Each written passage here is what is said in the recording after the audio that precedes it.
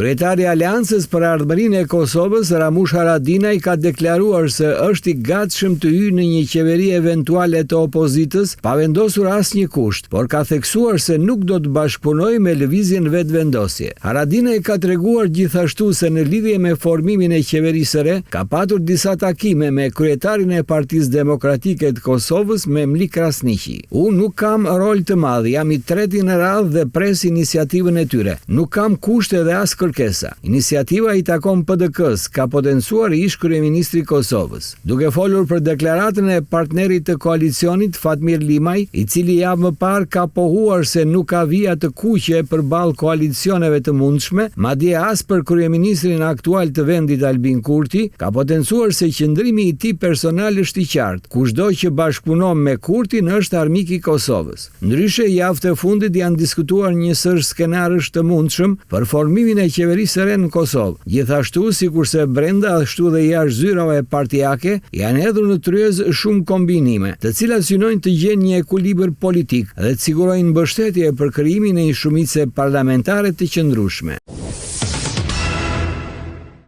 Ish deputeti shqiptar në kuvendin e Serbisë, Fatmir Hasani, vlerëson se presidenti serb Aleksandar Vučić është futur në gëshër dhe se ai është duke përjetuar një krizë të brendshme të thellë, e cila nuk zgjidhet lehtë. Sipas tij, Ballkani është në rrezik nga Vučić dhe nga presidenti i Republikës Srpska, Milorad Dodik. Me sa duket i ka ardhur fundi, por dita e saktë nuk dihet. Sidoqoftë, ai ka hyrë në gëshër, në situatë të vështirë dhe nuk mund të dalë prej andej aq lehtë. Ballkani është në rrezik nga Vučić dhe Dodik. Ata vitet e fundit kanë punuar shumë për botën serbe. Ekziston mundësia që këta të dy për të dalë nga kriza ku janë kapluar, të eskalojnë tensione të reja dhe të mëdha, ndoshta deri dhe luftë civile në Serbi, deklaroi Hasani. Kujtojmë se studentët në Serbi prej 4 muajsh po organizojnë tubime në disa qytete të mëdha, duke kërkuar përgjegjësi për vdekjen e 15 personave në Novi Sad pas shëmbjes së një strehe betoni në stacionin hekurëdhor të Novi Sadit më 1 nëntor 2024. Studentët përmes bllokatave dhe protestave po kërkojnë publikimin e të gjithë dokumentacionit lidhur me